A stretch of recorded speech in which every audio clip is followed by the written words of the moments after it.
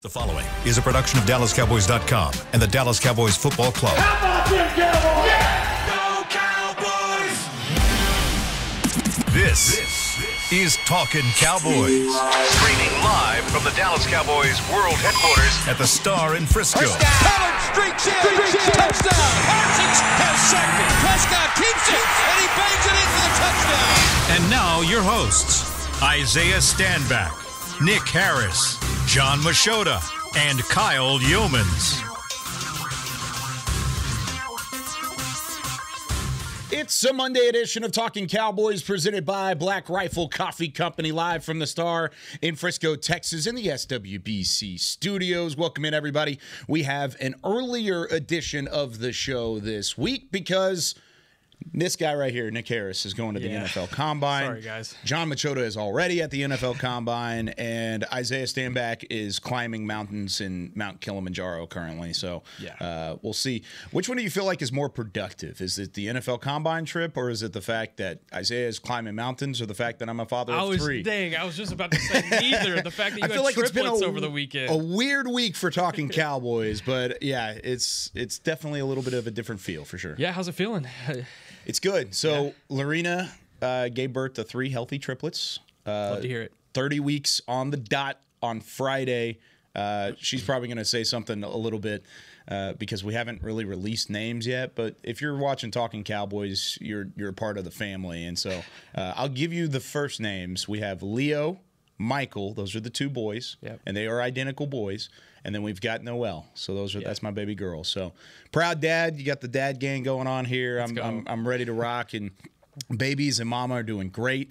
I'm back at work right now because we have much more capable in ICU, NICU family taking care of our babies at the moment, and then mama's doing great. So that's awesome. Yeah, everything's awesome. We're super blessed, and just continue to appreciate the support from everybody and all the prayers and love that Talking Cowboys and Cowboys Nation have sent our way.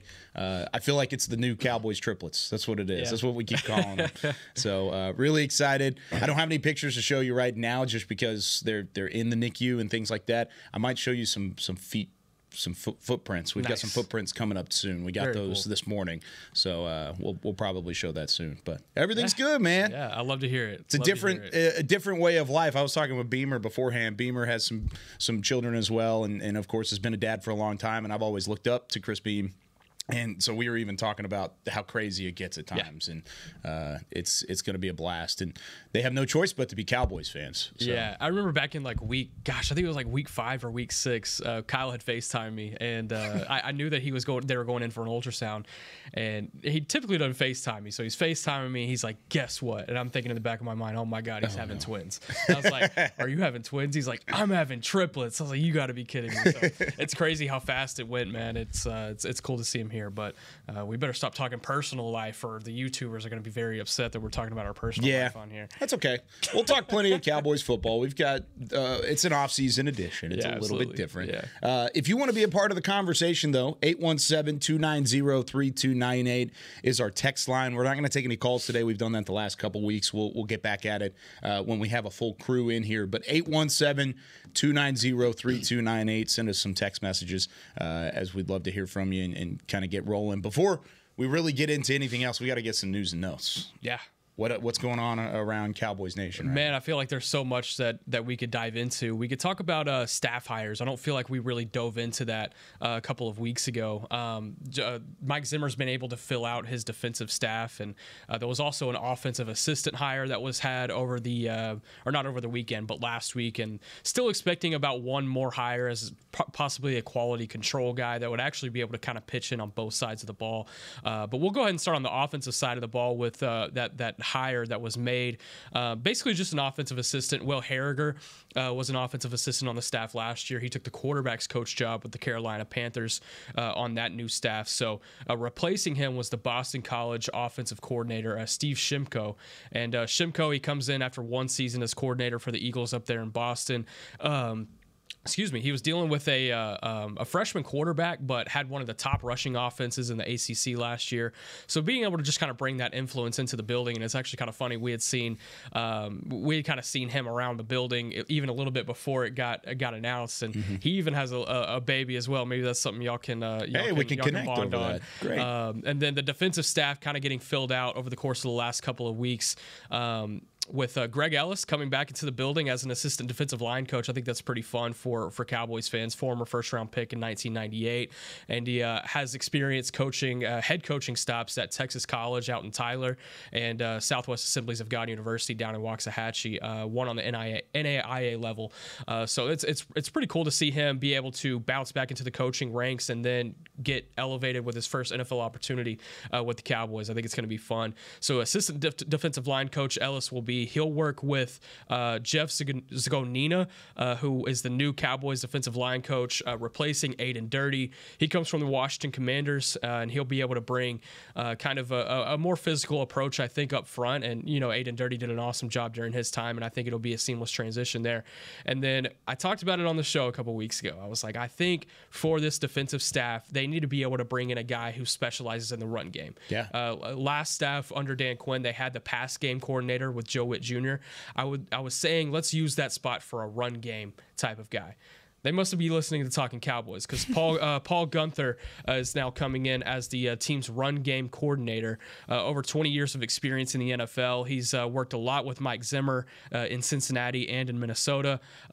He's worked as a linebackers coach under Zimmer, and he's worked so many different places as well. He was with the Raiders as a defensive coordinator from 2018 to 2020, so brings a lot of experience.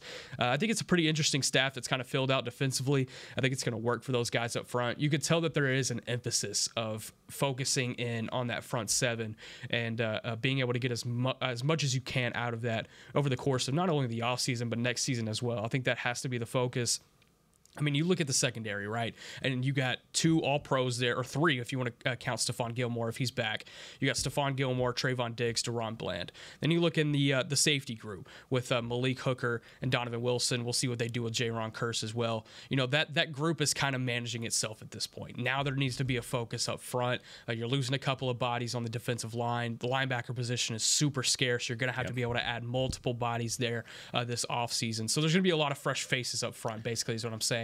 You want to be able to bring some guys in on the coaching staff that can help assimilate those guys, but also get the most out of them in the run game as well. I feel like for a lot of Cowboys fans, and if you want to see all of the hires top to bottom and see their names in writing, you can look on DallasCowboys.com. About a week ago, they had a great article that kind of outlined all the moves. But which one do you feel like is the most impactful?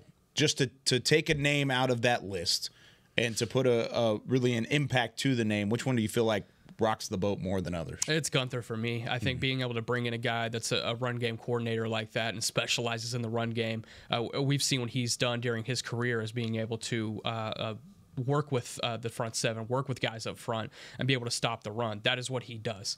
And so being able to bring in a guy like that that's his sole focus, I think that's a huge hire for these guys. It's awesome to hear about. And I think there's ways that this staff can take a step forward. Is it going to take a step forward from a turnover standpoint, from a flash standpoint, and a lot of times maybe even a success overall? Probably not. I mean, It's the first year of a new staff. It's going to be different than what we've seen previously under Dan Quinn. However, there's a lot of good things that this staff is going to be able to bring to the table. And it depends on how you can fit in those players to how you're going to play those players, right? Yeah, I would argue the success overall point, though, just because of the personnel that Dan Quinn was dealing with last year. Only having one true linebacker and having to deal with injuries in the interior defensive line as well, and having to rotate a lot of guys in. That's not necessarily the staff's for fault, sure, but I'm saying like success overall. I think that's certainly a part of it. We're going to compare at the end of the year what Mike Zimmer's defense looked like and how many yards he gave up in total defense compared to what Dan Quinn gave up in 2023.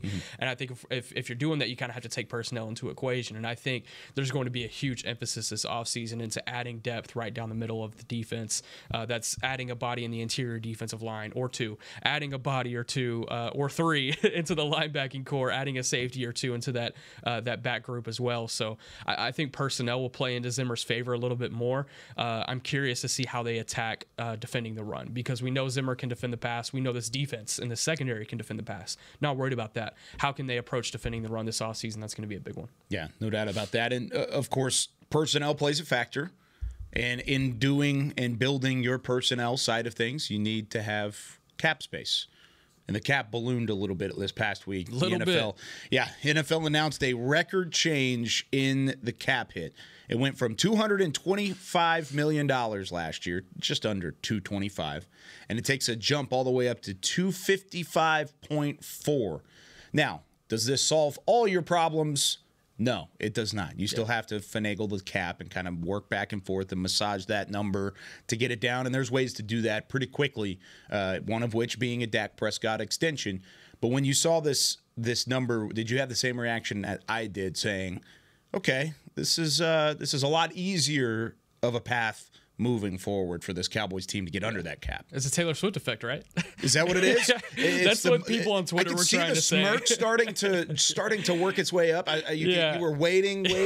That's a dad joke that I should have made. Yeah, dude. it is. I think it helps the Cowboys, yes, but also you could kind of look. I think there's pros and cons to it. The pros, yeah, you have more cap space. Yes, you have a little bit more room to be able to, work Dak Prescott's extension and work, bringing in some free agents, but also kind of something that I was kind of diving into over the weekend is how this is going to affect tier 2 free agents, because those tier 1 free agents are just going to get a bigger bag at this point because that cap is bigger. So those tier 2 guys, they kind of get left in that limbo of, okay, do we pick up some of that extra revenue as well, or do we kind of stay where we're at despite this record-changing salary cap move? And I think based on what the Cowboys have done in recent times under Jerry Jones in this front office during free agency, that they live in that tier 2 range. So how does that kind of affect what they do at the linebacker position, running back position, even in the secondary or defensive line? I think there's a lot of different equations you could throw out for guys they might go grab in free agency, but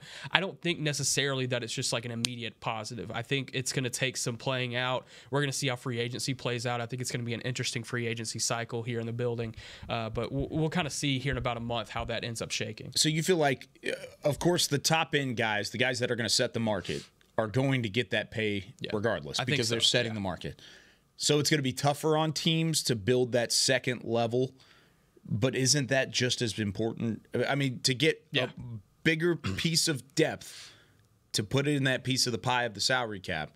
I mean, if you're looking at teams that have been successful lately, those are the teams that have that second level of player, right? Yeah, absolutely. That have that. They have the front level too. They have the Patrick Mahomes. They have the Travis Kelce's, but they also have the draft picks that kind of add in there. And then you add in different additions along the way that you build that second level of talent.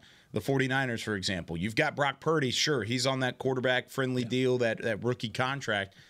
But then you've got guys around him that aren't getting paid top dollar money that are making significant impacts at the second level. I'm trying to think off the top of my head of a team that pays, a few stars or a handful of stars a lot of money, but don't really have that second level, those second tier type of guys, and they can't make a playoff run as a result. Kind of sounds like the New York Yankees. There you go. Sure. Let's, even though they don't have a salary cap, but no salary cap there. But I mean, that's just kind of how they've been. But or the Mets. The Mets are there too. There you go. Either of them. But or the Angels, I guess you could say. Yep, that's a good one too. But I think it's going to be an interesting kind of balance that the front office is going to have to play as far as, okay, we can't really go big game hunting because they don't have that much room. Whether they get a Dak extension done or not, that's able to restructure things. But I think living in that tier 2 range, how does that kind of affect where what kind of guys they can go grab, and also are those guys kind of feeling like they will be wanting more than what they are going to be receiving? I think it's going to be an interesting back and forth with those second tier guys, not only with the Cowboys and their front office and those guys, but the entire league. I'm curious to see how that shakes out. And I can hear it now, just kind of the buzzing in my ear of Cowboys Nation saying, isn't that different than the all-in approach that Jerry Jones is wanting to talk about? Because you just said it. You can't go big game hunting because you're in this specific cap spot. How do you get in a spot to where you can go do that? Is it all just extensions and finagling? And you just got to find a way to massage the cap. And I will say Stephen Jones has always said, we have ways to manage the cap, and they've done a pretty good job of it in the past. Yeah. There's been times when they've been kind of in a similar situation as the Saints are this offseason, where the Saints are going in to the offseason $80 million over cap, and they're just slowly working and restructuring and doing deals to try to get back under, and it's working out for them. But I say that to say that Stephen Jones kind of has those same knacks, and I think with what they can do with the cap room, I feel like if there is a guy that they have mutual interest and the price tag is maybe a little higher than what they expected going into free agency, they can get that to work. They can figure that one out. I think if any position they do go and grab a big game type a free agent, it's going to be linebacker. I think there's a huge emphasis around this building as towards getting a big-time linebacker that can stop the run. I know I mentioned Azeez Al-Shaair on the draft show last week. That would be my guy, a guy that can come in and stop the run. That's one of the better run-stopping linebackers in free agency this offseason. Would love to see what he can bring to this team. There's a lot going on there. Any other news and notes before we take our first break? Man, no, I think we're good. I think we can leave it to thinking with that. There you go. I love it. So cap hit goes from $225 to $255, a $30 million jump, and certainly something that the Cowboys could look forward to. Another thing the Cowboys are looking forward to is the NFL draft coming up in about 60 days. We've got a lot to talk about when it comes to the draft. Of course, we've got the draft show coming up tomorrow, but for our Talkin Cowboys listeners, we'll get you caught up on what you might have missed on that other podcast that Nick and I are a part of. We'll talk about that when we come back right after this with more Talkin Cowboys. Todd thought it would be secure to jog in the cheetah savanna. Todd believed the big cat repellent he bought online was reliable. And now, Todd is trying to be faster than this cheetah that can run 80 miles per hour. But the good news is, Todd has AT&T 5G that is fast, reliable, and secure. And he learned the best thing to do is stop running and toss her the backpack with the beef stew. AT&T 5G. Fast, reliable, secure. It's not complicated. 5G requires compatible plan and device. 5G may not be available in your area. See att.com/5G for you for details. Black Rifle Coffee Company serves premium coffee to people who love America. When you drink Black Rifle coffee, you are directly supporting veterans, law enforcement, and first responders in your community. Black Rifle's expert roasters love coffee almost as much as Texas loves football, so it makes sense that America's Coffee partnered with America's team. Go online at blackriflecoffee.com and fuel up with the official coffee of the Dallas Cowboys.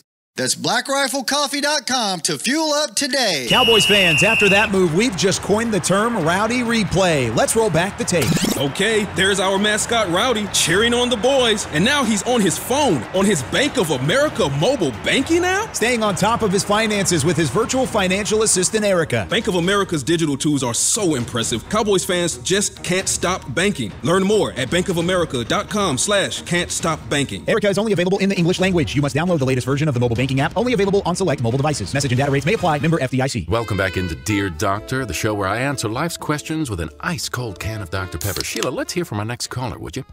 Dear Doctor, my friend supported me during a tough time, but what's the right gift that says, thanks for being a shoulder to cry on? Okay, this one's easy. I say give her a delicious Dr. Pepper. Nothing says, thanks, girl, better than a one-of-a-kind soda. Yes, any Dr. Pepper flavor will do. Now, just a reminder that I don't need to be a real doctor to know that Dr. Pepper is the one you deserve. Back to Talkin Cowboys. Back here on Talkin Cowboys, presented by Black Rifle Coffee Company, the official coffee of the Dallas Cowboys. This portion of the show is brought to you by Quaker Oats, a super trusted superfood. Quaker Oats, the official oatmeal sponsor of the Dallas Cowboys. I've spent the last week in the hospital with Lorena every day because they have Quaker Oats. It's on the hospital, the breakfast menu. Isaiah would be happy. Got it done. I've had my oats in for a week straight. Isaiah's going to come back from Africa. You're eating oats. You have triplets. It's just going to be a whole different life around here. Yeah. Whole different. I don't even know if he knows yet. John might start eating breakfast. Yeah, John's going to become a breakfast connoisseur. It's going to be great. Yeah. Like I said, I don't even know if Isaiah knows yet. He doesn't have a ton of internet access out there. Yeah. So he may just not have any I've seen him pop in on Instagram here and there, and it's actually every once in a while. Yeah, if y'all aren't following Isaiah Standback on Instagram, he's actually got some really cool, I don't know if it's behind the scenes because it's actually what he's doing out there in Africa. Man, I've got questions about that, by the way. What's your question about it, B? Well, the first one he posted, they were camping out the first night. Yeah. And he shows a picture where they were headed. And I'm like, that's a pretty good distance away. Like, could you guys get a little closer? Like, yeah. Does that make sense? Like, can you drive closer and then do it? Yeah. It has looked a little bit different than what I anticipated. You know what I'm saying? Like, I mean, he showed a shot of it, and it's like, it's in the distance. Yeah. And I'm like, could they not like pull a little closer before they get out of the car? Yeah. Well, maybe they ran out of like cell service or something. I mean, you know how it goes. You're a big mountain climber yourself, Beam, right? I think Nick Eatman just walked in the back, so he's muting his mic back there. But yeah, follow Isaiah on there. He's doing great work out there in Kilimanjaro, and really excited to have him back on the show next week. All right, NFL Combine Week is here. Have you checked into your flight already? I saw the notification on your phone. Get off my phone, man. I saw. Look here. We got Nick Eatman and Josh Rodriguez hopping on. We got some people. What's up, everybody? Now, it'd be great to know. What's up? That I'm on the show today. You're on. Hey, you're on the show today, Josh. Yeah, I just found out like 4 seconds ago that I just decided. I was like, we're going in. You're just going to pop on and make it happen? What's the hat mean? It says dad game. What does that mean? That's what it says. It's because I'm a father of triplets. I didn't know how long into the show did we go in before, like first second? Like 30 seconds. Yeah, at least, yeah. We were talking about how it's Combine Week. John's already out there. Nick's checking into his flight as we speak. And then Isaiah's climbing mountains, and I was saying, which one's the most productive out of it? And Nick was about to just blurt it out. He'd be like, you had triplets. So that was really the quick thing. Yeah. But, congratulations, man. Thanks, dude. Congrats. Yeah, appreciate it. It's a whole lot of fun. Yeah, it's great. It's a whole lot of fun. As his eyes are halfway closed. It's been a lot over the last couple days, but it's been good. It's been good stuff. Blink if you need hope. Yeah, blink if I need sleep. That's what it's going to turn into. But yeah, we were just about to start talking about the Combine and going into NFL Combine Week. So Nick, appreciate you for hopping on. Before we get into it, though, we were talking about the salary cap in our last segment, and that was kind of our initial conversation. How much does the balloon salary cap help this team to finagle to get under that and also keep that Jerry Jones, quote unquote, all-in approach? Yeah, for me, I always think that it doesn't help as much as you think because the pie just is bigger for everybody. Yeah. But what it does help is before the market starts, like before March, that's where, there's a couple things you want to do. You can kind of, get done a little bit, maybe re-sign some players because once the market opens for everyone, then everyone's got, there's teams that have a lot of money. Now they got a lot of money.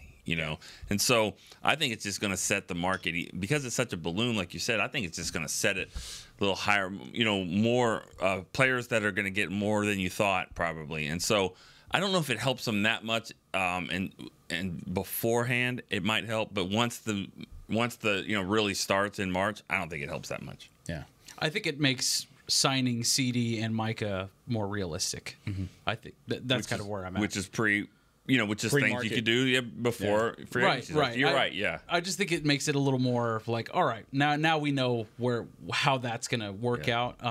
As far as going all in free agent wise, I don't know how much that really changes our outlook. And that was kind of what you were saying. Is top end contracts are going to still be top end contracts. They're still going to continue to set the market. Yeah. CD, Micah are those top contracts. Then you extend Dak Prescott to probably make him a very highly paid player as well, more so than even what he is now, just to extend it out and to take that cap hit down for this season. But there's ways you can free up the cap even with getting those deals done.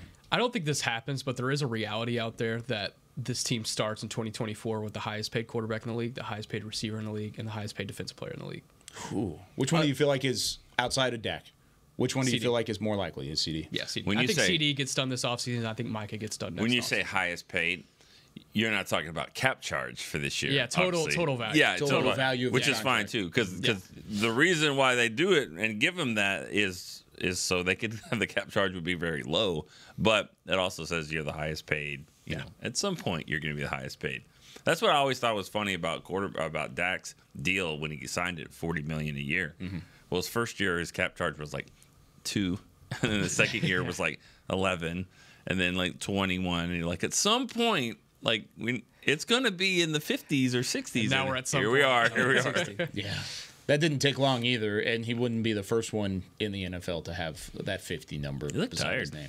Thanks, dude. Appreciate it. No, you look I saw it yesterday a little bit, but you definitely look tired. Seems like there's. It's not even like the start of it yet. That's the thing is like I haven't even. I mean, yeah, we've had like nurses and doctors and everything in and out of the room the last like 3 days, but other than that, like.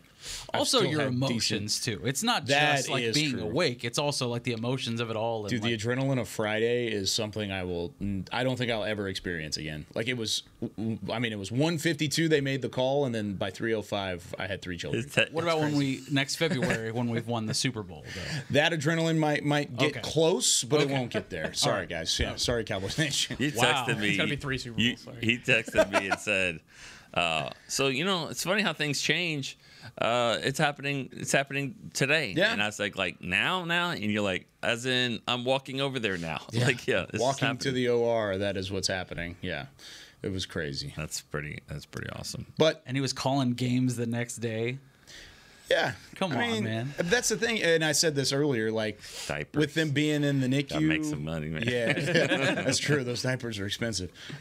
With them being in the NICU, there's not really a whole lot I can do from a hands-on approach other than provide great support and continue to make sure that Lorena's taken care of. So when it gets to that point where they're coming home, I was like, I'll disappear. Like that's when you'll see me not on shows, and you won't see me on certain coverage and things like that. But that's when they go home, and that's still a couple weeks away. A number of weeks away at this point. So, I'll be around for a little bit more. You can't get rid of me so I derailed it again. We were talking salary cap, and I went to that. Sorry. All those YouTube comments are going to be all over. Yeah, it's going to be horrible. They're going to be honest today. It's going to be bad. We can't wait. This is you guys might have already talked about this a little bit, but do you think that the all-in approach, like I don't think they're ever going to go all in to what the fans are thinking is all in, Sure. But do you think signing one of those, and I say 3 running backs, it might be more than that. Do you think signing one of those guys would kind of be in that neighborhood of all in? Like if it's a Barkley or it's a Jacobs or Henry, of course. Yeah, Henry's the big one. Yeah. I think it would help. I still want help at the linebacker position too prior to the draft. And I don't think that may be a splash signing. That's still one that I think is necessary, though. Yeah, I think if you get one of those 3 guys, I think that would fit the fans' mold for sure. But what does necessarily all in look like? Is it going to get a running back from one of those 3 guys, and then going to get one of these run-stopping linebackers? I mentioned Azeez Al-Shaair in the last segment, getting a guy like that as well. But then you're working with the cap at that point. But I think going all in some ways, there's some approach. Free agency is the first opportunity to do that. True. But what does that look like for this front office? Yeah. And we don't know. And it's a term that is not used, and I mean it's a term that doesn't really apply. Yeah. Because all in means I'm pushing in, and if I don't get this jack on the river here, then I'm going home. You're done. Yeah. And Jerry and Steven aren't going home. Yeah. They're just gonna put in some more. To you, when was the last time they went all in? Dion? I've never seen it. Never seen it.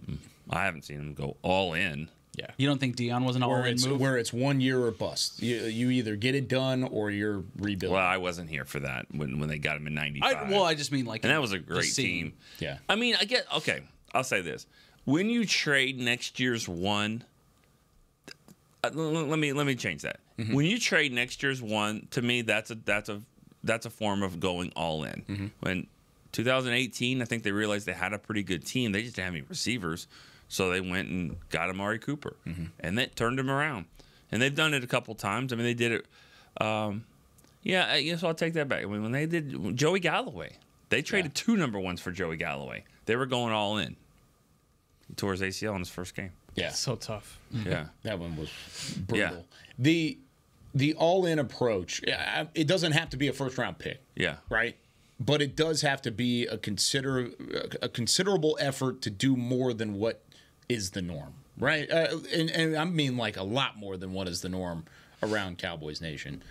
I think it would take something like that, a move like that, where you go get an established star, you go get an established individual in the league, and you find a way to supplement it with draft picks somehow.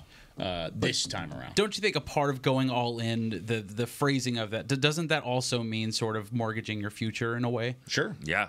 And I don't think, granted, he said that in a way. Yeah. I don't see that necessarily happening. I see like the money for sure, but as far as draft picks go, high draft picks for years to come, I don't see that being a thing because this team relies so heavily on the draft. Yeah. That I don't see early picks going at this point. We've talked about how they need to pick up another pick at some point. Exactly. That fourth round is obviously staring at you right in the face as far as they don't have one there, and you would love to have one in this draft specifically. I think you could probably see them trade either on draft day or beforehand, trade some a future pick to pick up a fourth or a third or a fifth, whatever, and just kind of go from there. I think that's maybe where you could see some pick movement, but other than that, I don't see giving up a high value pick like a first or second round pick to go pick up a player. I just don't see that right now. But do you think you could still go all in without? Yeah, I think so. Okay. I think so. It depends on what you do in free agency, though. We'll know in about a month if all in means what we think it means.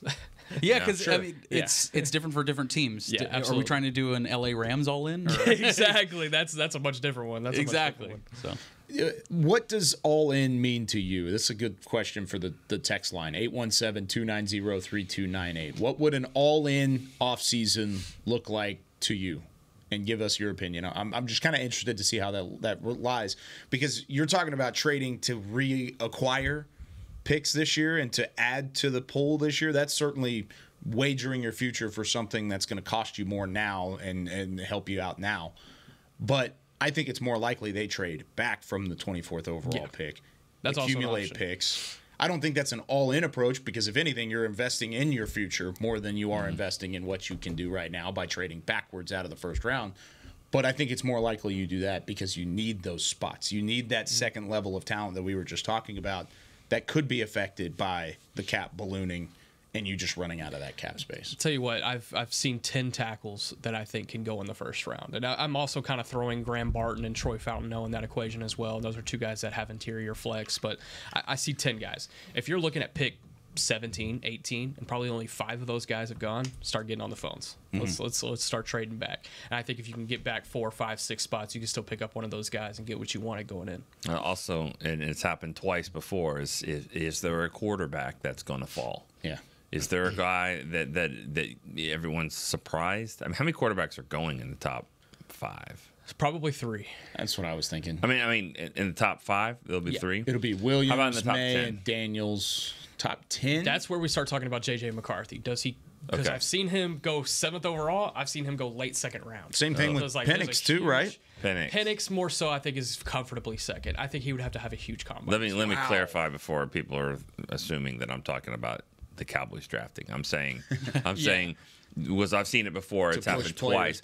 Players fall down in the draft a little bit, and then the Cowboys will make a trade with someone that wants that player for next year's one. Yeah. Now, I don't think McCarthy's going to be a big fan. Mike McCarthy is going to be a big fan of trading next year's one when we all know that he's got to win this year. Trading next year's one is not. Yeah. That's not going to be the way. I think he wouldn't mind trading. I'm sorry. This year's number 1 pick for 2 next year. He's not going to want that. He wouldn't mind trading next year's one to get another player. Somebody else. That's what I was thinking. I was like, maybe that's what you do. No. I mean to get next year's number 1 pick, and he trade now. Because then if he's sitting on, he's like, hey man, I got a new deal. I'm all right. Yeah, right. I can figure this out. True. All right. When we come back here on Talkin Cowboys, I want to have Josh, Nick, and Nick Harris tell me their number 1 position of interest going into the NFL Combine for the Cowboys, because there's a lot to talk about going into Combine week, and we haven't had a lot of draft talk on this show just yet, so we're going to talk about it a little bit right after this with more Talkin Cowboys. They say champions are remembered, but legends are never forgotten. United Ag & Turf offers a winning lineup of John Deere equipment built to tackle any challenge on and off the field. Legendary John Deere tractors, combines, residential mowers, commercial mowers, compact construction equipment, Gator utility vehicles, and a full line of golf and sports turf equipment. United Ag & Turf, the official Ag & Turf equipment supplier of the Dallas Cowboys. Visit UnitedAgAndTurf.com to find a location near you. Are you ready to take coffee off your grocery list forever? Black Rifle Coffee Club is here to help. As a coffee club member, you'll get your favorite coffees roasted, packaged and shipped to your door free of charge on your preferred schedule. Set it, forget it, and never run low on coffee again. Members also get exclusive deals on coffee, products, and discounts from partner brands. Ease your mind and let Black Rifle worry about your coffee supply. Go to blackriflecoffee.com to join the coffee club today. It's the official men's skincare brand of the Dallas Cowboys, Jack Black. And right now, Cowboys fans can get 15% off their $75 order. Plus, because every deal needs a playmaker, your order will include a free 5-piece skincare set and free shipping. The Jack Black Playmaker is 4 of Jack's favorites and a full-sized intense therapy lip balm. Make a play for the Playmaker at getjackblack.com/Cowboys with the code CowboysVIP. That's getjackblack.com/Cowboys with the code CowboysVIP. Todd thought it would be secure to jog in the cheetah savanna. Todd believed the big cat repellent he bought online was reliable. And now, Todd is trying to be faster than this cheetah that can run 80 miles per hour. But the good news is, Todd has AT&T 5G that is fast, reliable, and secure. And he learned the best thing to do is stop running and toss her the backpack with the beef stew. AT&T 5G. Fast, reliable, secure. It's not complicated. 5G requires compatible plan and device. 5G may not be available in your area. See att.com/5G for you for details. Back to Talkin Cowboys. Back here on Talking Cowboys, this segment of the show is brought to you by Invisalign, the official smile of the Dallas Cowboys. We have a hodgepodge crew this morning. Nick Eatman, Josh Rodriguez, Nick Harris. I'm Kyle Youmans with Chris Beam in the back. Got some text messages talking through what it would look like to be all in. Mike from Boston saying all in would mean signing a difference maker at linebacker, bringing back Tyron Smith, drafting a center, and signing an above average running back. I'd take that. Check. I was just checking the boxes. Available? Right? Sounds good, Mike. Yeah, you got a job. You got a full-time gig. Mike, you say? Mike, that's true. I wish Mike would call the show, my show. He might be calling in the back. I wish he would. He said he loves storyline in this text message. He says, "By the way, what up, Nick? I love storyline." Thank you. And I just wanted to call because I'm sitting on 49 states. Of 49 states have called the show. In Massachusetts, it's the one? That's so well, he listens. So, Mike, if you're listening still. Tomorrow. Give him a call. 1 o'clock. 1 p.m. Central. You could be the 50th state. Yep. Knock it out. Be number 50. Have you gotten every country, though? Every country. You should get Isaiah. You should get All Isaiah. the countries. Waiting for that Turkish call tomorrow 1 o'clock. You should get Isaiah to call from what country? Kilimanjaro. Yeah, that would be a first. Yeah, so you can knock that one spell out. that. I mean, check it out. Yeah, check the boxes. To call from the Do you know what Vatican. country that is? Tanzania. Yeah. Really? Yeah. Mm-hmm. I wouldn't have been able to tell you that. Yeah. No, not at all. There's one guy that he's called from like 4 different countries. He's traveling. I think he's a photographer. That's awesome. And he's moving around a little bit. So we keep checking the boxes, different calls. That's awesome. Would you have known that before Isaiah went? Like, yeah. Okay. Yeah. I'm kind of a geography nerd. Oh, look at Really? you. Yeah. Sicko. Yeah, I really am. Yeah. Mark says if the Cowboys don't sign an outside free agent in the first 2 days of free agency, they did not go all in. Do you agree with that statement? I think that's fair. I do. I think it's fair, but I think you can still get lucky. Sure. You know, by getting, when the money starts going down a little bit. But it's going to be crazy. Anytime you have a major jump in the cap, the numbers are going to be really high. Yeah. Teams have money. $30 million more than last year. That's insane. Just to bring context into the equation, here are the cap numbers from 2020. 198.2. And we're already, from 2020, the COVID season, it's gone from 198.2 to 255.4. Yeah. I think it insane. actually hurts them. The cap ballooning? It does. Because there's more teams below you that can have a chance to get better. And there's one team ahead of you that has a lot of cap problems, and that's the 49ers. Mm-hmm. And now they can help out a little bit. They can maybe sign some of their guys. Because I think if they keep their guys and the Cowboys keep their guys, the 49ers are still better. Sure. So I don't know. I don't know if it helps them that much. Not to be a downer on this. That's tough. I see what you're saying, but at the same time, it's each situation has its own. Sure. Right? You got to take care of your own business. Yeah. And not. It's almost like scoreboard watching, but you're scoreboard watching. Yeah. But you better free win. Agency. Yeah. You're right. You're right. It's one of those things. Like I need these 3 things to happen, but you have to win your game. You got to win your game first. You got to have your best offseason anyways. Sure. And like Mike was just talking about on the text line, if you check those boxes, I think you feel really good about what you're doing. What was the center part of draft a center? He said draft a center, which that would be when you answer that question or ask that question about combine. Yeah. To me, I'll start at center for me. Just what happens at center. I know everyone talks about the one player with the 6 Jackson last Powers names. Johnson. Yeah. Yeah, the law firm of Jackson Powers Johnson. Jackson Powers Johnson. But is there others? Are there others? So you look at Zach Frazier out of West Virginia. Now he won't compete at combine. He'll be there for interviews. He broke his leg late in the season for West Virginia, but second round pick. He's or trade back and get him in the first. Right. His name's starting to garner a lot of attention though because of the toughness aspect. Yeah. Tough as nails, glass eater, just a guy who's going to give you everything. I think an interesting center option would be Christian Haynes out of UConn. He played guard for the Huskies up there in the Northeast, but got a lot of reps at center during Senior Bowl. He's showing that flexibility, and he's more than open to being a center at the next level. Talk to him about it in Mobile.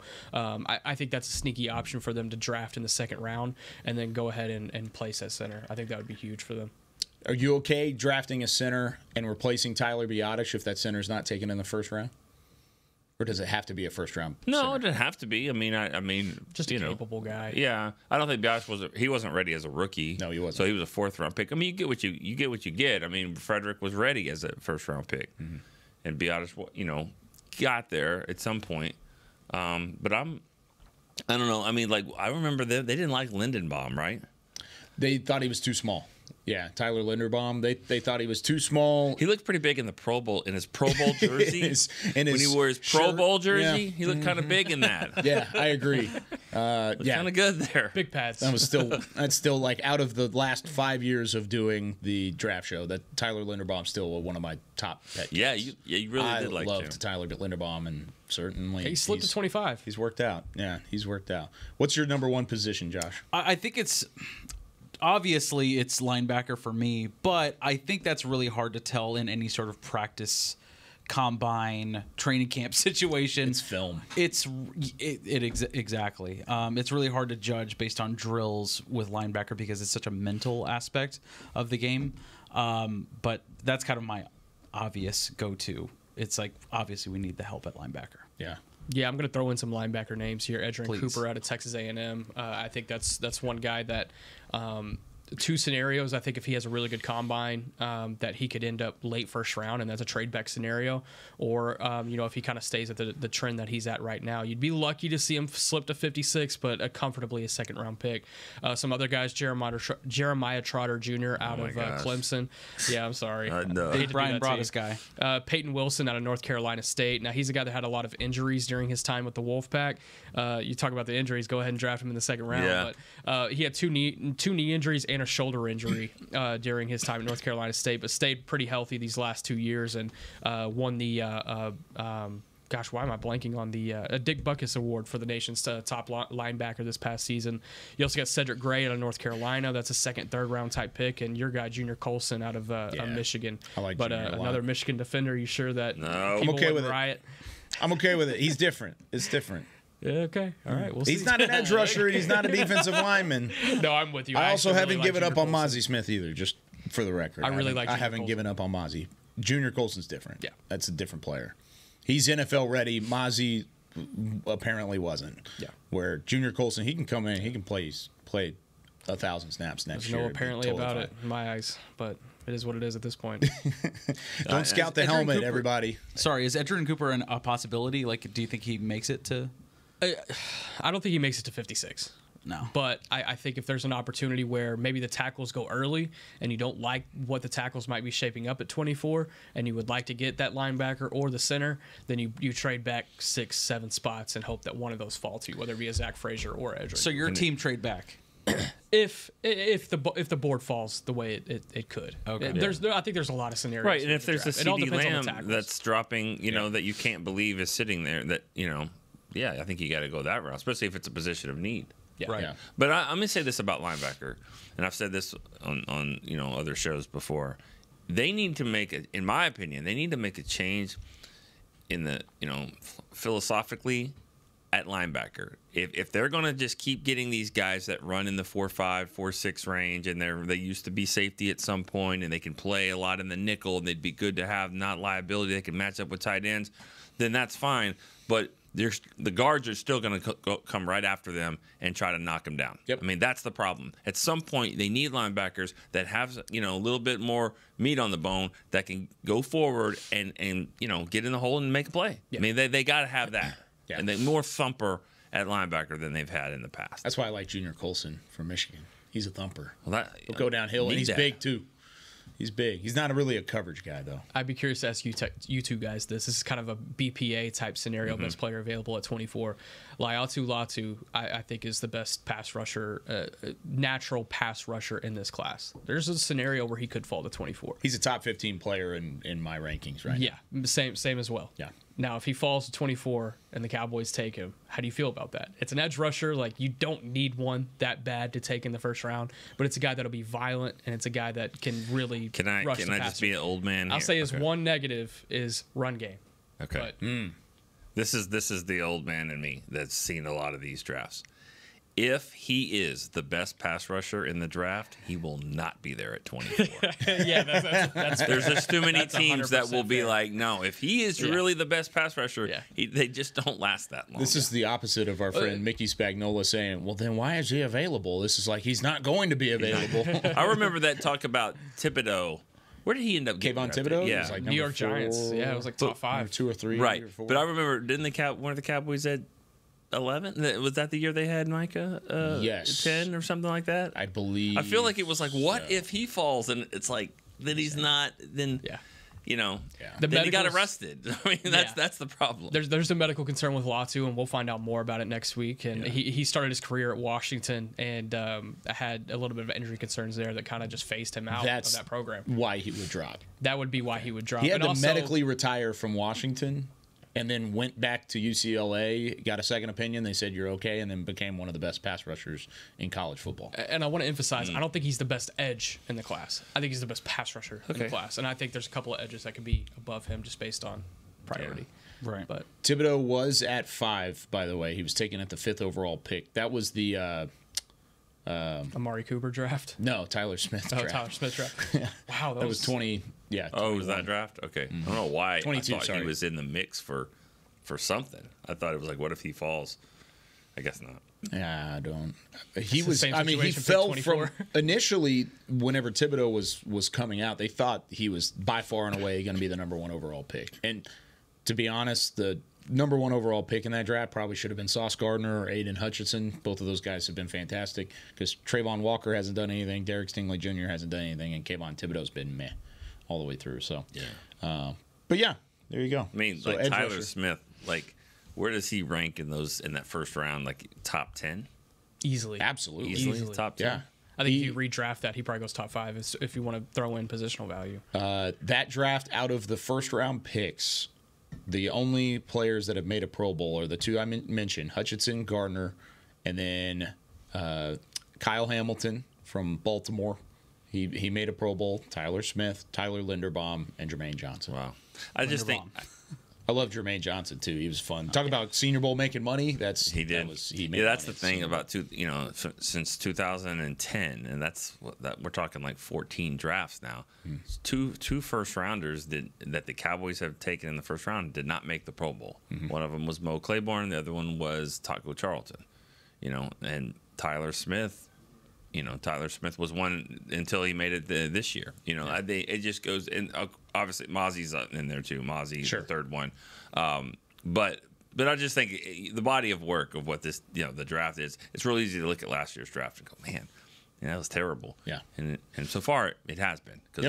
But I think that their body of work has been amazing, especially when the high picks, those first round picks. And if you don't think they're talking about that on the opposite side of the building and saying we might have missed on some guys instant impact wise last year, we need to find some instant impact this year, I guarantee they're having those conversations. That's probably they're getting an extra third round pick and a guy named Overshown who just didn't play last year. That's exactly right.